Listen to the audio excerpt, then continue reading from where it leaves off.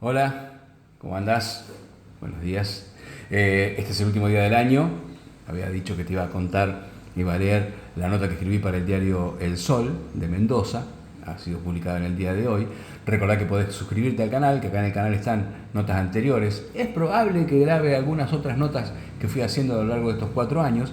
Y también podés dejarme tu opinión, podés ver las otras notas y podrás ver adelante en los próximos días algunas entrevistas que vaya a hacer al respecto. Así que, si te parece bien, voy a empezar con la nota que se llama El salto al vacío. Angustia, ansiedad, desorientación, estoicismo, que no es resignación, y esperanza. Nos agarró todo eso, todo junto. Decidimos un cambio y ahora que ese cambio se está produciendo, nos preguntamos, ¿ahora qué? ¿Estaremos a la altura de ese cambio decidido? ¿Qué significa claramente ese cambio? Con todos los avisos de que era un salto al vacío que se dieron, la sociedad decidió darlo. Ok, como diría el presidente.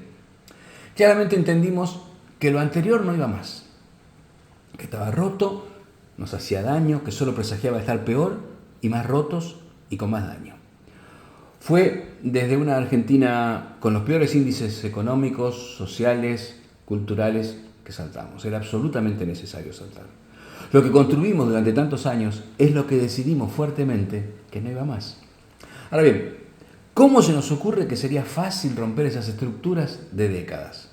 No fue que un día nos acostamos siendo potencia mundial, granero del mundo, envidia planetaria y nos despertamos desarrapados, dando lástima, pidiendo misericordia, muertos de hambre, de frío, de esperanza. No. Nos hicimos miserables a lo largo de los años, con nuestra pasividad y hasta con nuestra anuencia. Nadie más que nosotros, los argentinos de antes, los argentinos de ahora, pusimos en los cargos más importantes del país a los tipos que nos condujeron a este desastre. Y fue ese encadenamiento científico, coleccional, social, lo que nos trajo hasta acá. Y como diría Pañi, esto abre un abanico de preguntas. ¿Las políticas implementadas nos hicieron así? ¿O porque somos así elegimos a dirigentes que implementaron estas políticas? ¿Somos populistas porque los políticos nos hicieron populistas? ¿O los políticos son populistas porque nosotros los elegimos así? ¿Por qué creímos todos y cada uno de los paraísos artificiales que se nos ofrecieron a lo largo de los años? ¿Por qué no desconfiamos de la gratuidad de la máquina de coser que regalaba Evita? ¿Cómo pensamos que se pagaba el tren que costaba menos que un caramelo? ¿En qué momento llegamos a creer que era bueno terminar la escuela primaria sin saber leer o terminar el secundario sin entender lo que se leía? Hoy explotaron bombas sembradas a lo largo de los años.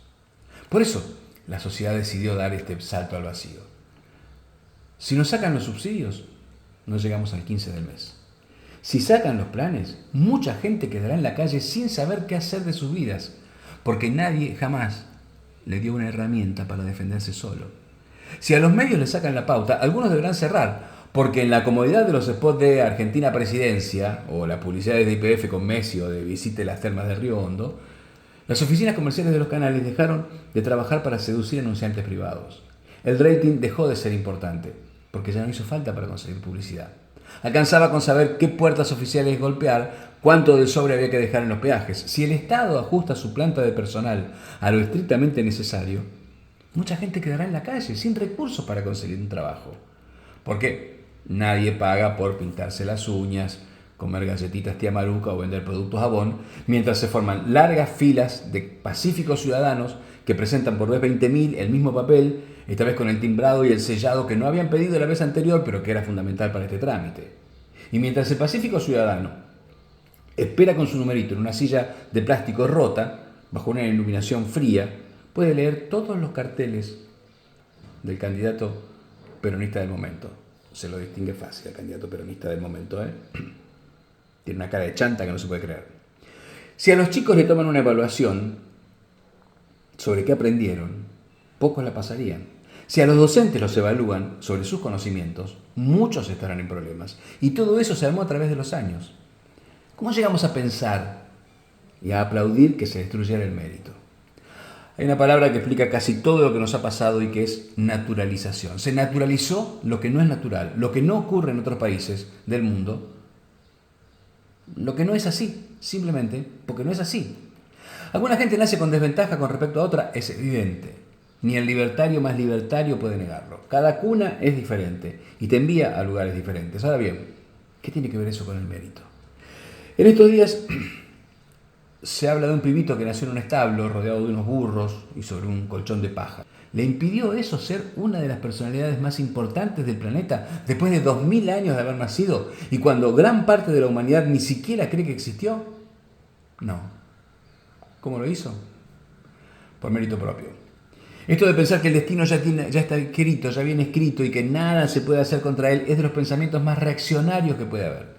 Sin embargo, hemos destruido el concepto de mérito y nos pareció bien. Lo naturalizamos. Naciste pobre, morirás pobre, aceptá mi limosna y cállate. También por esto estamos así. Por supuesto que el Estado tiene la obligación de hacer muchas cosas para romper aquella desventaja inicial. La educación es lo primero. A continuación, lo siento, viene una letanía laica de sexagenario que empieza, como no podía ser de otra manera, con "en mi época". En mi época íbamos a la escuela pública con guardapolvo blanco, portafolio de cuero con bolsillos y estaba, como se dice, el hijo del obrero y el hijo del doctor. Y estudiábamos lo mismo y nos hacíamos amigos y en el recreo largo nos daban la copa de mate cocido con leche y el sándwich de mortadela. Y después adentro, a aprender las tablas de memoria y saber cuándo se escribe AI, A-H-I, cuándo se escribe A-I, H-A-Y y cuándo AI, A-Y. Y las diferencias entre monocotiledonias y dicotiledonias. Y que Sarmiento era el padre del aula. Y no. No era divertido. No era divertido todo el tiempo. No tenía por qué serlo. A esto se contesta con mucho sentido común que los tiempos cambiaron, que ya no está Piluso esperándote para tomar la leche a la vuelta de la escuela, que internet, que Peppa Pig, fuere. Lo que quieran. Lo que no se explica de ninguna manera es que a mayores facilidades dadas por la tecnología, la educación sea peor. Hoy difícilmente el hijo del obrero y el hijo del doctor se encuentren en esa etapa en la que uno hace los amigos para toda la vida. Además, ya nadie sabe qué quiere decir hijo de obrero o hijo de doctor, pero ese es otro tema. Los maestros dejaron de ser maestros para ser docentes, que dejaron de ser docentes para ser trabajadores de la educación. Esto no mejoró en nada la educación que los chicos argentinos recibieron, la empeoró abismalmente. La escuela pública cayó tanto que los padres prefirieron obviar otras necesidades, pero mandar a sus hijos a escuelas privadas, donde la educación puede ser un poquito mejor, pero al menos no hay tantos paros. Los trabajadores de la educación destruyeron la educación. Decirlo así es un tanto exagerado, pero como en el meme de Guido Casca, está mal, pero no tan mal. ¿Por qué los trabajadores de la educación no alertaron a lo largo de los años que el declive era vertical? ¿Cuántos de ellos fueron responsables? ¿Qué hicieron para frenarlo? Porque en cada uno de sus paros hablaron de defender la escuela pública. ¿Cómo la defendieron? ¿De quién? Por supuesto que hay que discutir el salario de los docentes, muchas veces monedas, y la superpoblación en las aulas, y las aulas que se caen a pedazos. Pero no puede ser que toda la discusión sobre educación solo navegue en esos mares. Porque por hacerlo terminamos todos ahogados. Y lo naturalizamos. En Chubut, en total, de los 5 últimos años, hubo uno solo en que los chicos fueron a la escuela. No fue un escándalo. No mereció ni un recuadrito en los medios nacionales. Lo naturalizamos. Por eso la sociedad decidió este salto al vacío. Los subsidios tienen más de 75 años en el país, pero se agudizaron como solución desde el 6 de enero de 2002, cuando el peronista Eduardo Duhalde, al que solo una centena de argentinos eligió presidente, consiguió que el Congreso peronista le declarase la emergencia pública en materia social, económica, administrativa, financiera y cambiaria. Con ese poder armó un esquema de subsidios que iba a ser solamente transitorio. Pero lo naturalizamos, se fortaleció para siempre. Naturalizamos no pagar por la electricidad, el gas, el agua, el transporte público, lo que correspondía. Dejamos las luces encendidas, pusimos 2 aires acondicionados en cada casa, divino, claro, impagable en el mundo. Pero nosotros somos los más vivos de la cuadra. La electricidad, el gas, el agua, el transporte público no tuvieron el buen gusto de costar lo que el gobierno peronista quería que costara para que siguieras en la ilusión del paraíso. Eras mucho más pobre de lo que parecía, pero el curro era que no te dieras cuenta. ¿Alguien tenía que pagar todo eso? Fue el Estado, claro. El Estado presente, faltaba más. Pasaste a depender del Estado para poder pagar la electricidad, el gas, el agua, el transporte público. Y entonces, bueno, como todos estábamos tan felices comiendo perdices y viéndolo bailando, los subsidios económicos, porque están también los sociales, los planes, Los económicos solamente pasaron a ser del 0,89 del PBI en el 2005 al 4,01 en el 2013. El peronismo nos regalaba un paraíso que nunca pensó pagar. Porque claro, si hay una necesidad hay un derecho. ¿Cómo te voy a cobrar la luz? O uno no tiene derecho a tener luz. O un aire acondicionado. O dos. O la pileta climatizada. Ahora resulta que la pileta climatizada no es una necesidad. ¿Cómo se nota que son gorilas? El gobierno de la dictadura de Mauricio Macri quiso poner la casa en orden. Así, de aquel ridículo 4,01 del PBI del 2013, se pasó a un mucho más racional 1,49 en 2019. Empezamos a vivir un poco más en la realidad. Pero por suerte en 2019 volvió la alegría vieja, volvió el peronismo, la máquina de coser regalada que no paga nadie, excepto vos mismo, pero que por favor nunca te des cuenta. Los planes sociales, que todo país tiene en su medida y armoniosamente, porque entiende que hay que ayudar a los más desfavorecidos, y que desde la caja Pan de Alfonsín en adelante siempre fue una política de Estado en Argentina, descarriló absolutamente en las manos peronistas. En agosto de este año, Argentina destinó 4.200 millones de pesos por día para ayudar para planes sociales, en ayuda de planes sociales. Nunca se puso tanta plata para que no seamos pobres. Nunca fuimos tan pobres. Sin embargo, lo naturalizamos. Pasamos a ser el país de Latinoamérica que más gasto tiene en subsidios al transporte público.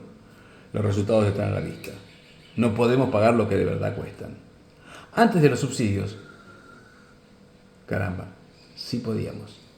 ¿Por qué lo naturalizamos? ¿Por qué es tan lindo no pagar el boleto? Que lo pague Cadorna. Cadorna, claro, es el Estado Nacional. Todo fue naturalizado y sin darnos cuenta se conformó un sentido común sin sentido que nos maneja sin que lo notemos.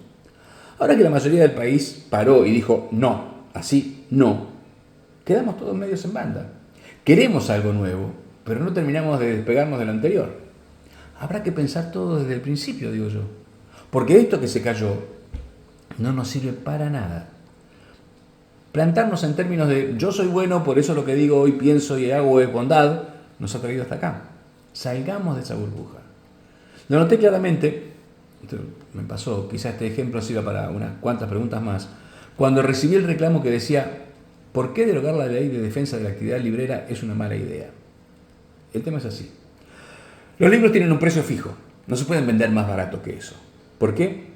Porque así se impide que las grandes cadenas, que compran enormes cantidades a las editoriales, recibiendo un descuento por eso, trasladen el descuento a sus clientes. Esto haría que las pequeñas librerías artesanales jugasen en desventaja al no poder ofrecer los mismos precios que las librerías de grandes cadenas. Es de sentido común proteger a los pequeños. Pero ahora que lo pienso de nuevo, me surgen dudas. ¿Y por qué no proteger a los lectores que podrían comprar libros más baratos? ¿Podrían las pequeñas librerías inventar alguna estrategia, un diferencial que las haga más atractivas? No lo sé. Es una duda. Lo que ya no se soporta es la idea de que hay buenos buenísimos que defienden a las pobres librerías pequeñas y malos malísimos a favor de las corporaciones. También hay algunos que dicen, ¿no sería bueno que los libros salgan más baratos para mucha gente que de otra manera no puede comprarlos? Es una disyuntiva interesante, creo. Lo que sí sé es que defender una u otra posición no te hace mejor o peor en términos de persona, no te hace mejor o peor persona. Pensarlo en esos términos ya no nos sirve para nada. Sin embargo, es difícil encontrar un intelectual, un académico, un escritor, un artista que se cuestione y diga, ¿y si lo pensamos de nuevo? No son los abanderados de la bondad. Y todo lo que contradiga su límpido pensamiento es dictadura. Es un solo ejemplo de lo que vamos a tener que pensar de nuevo. Y hacia ahí me parece que tenemos que ir. El salto al vacío ya se produjo. De nosotros depende cómo y dónde vayamos a aterrizar. Para esto es necesario liberarse de las estructuras mentales y espirituales que nos trajeron hasta acá. Vivir sin subsidios es vivir más libre. Pero ¿cómo hacemos para vivir sin subsidios si no nos alcanza? Bueno, habrá que ser creativos. Decidimos reinventar un país que se rompió. Se rompió. No repitamos los esquemas que nos atrasaron. Está todo por hacer. Gracias por la atención. Esta ha sido la última columna del año. Seguramente nos encontraremos en otro momento. Ustedes saben aquí, si quieren, pueden suscribirse y nos vamos a encontrar en cualquier momento. Abrazo grande para todos.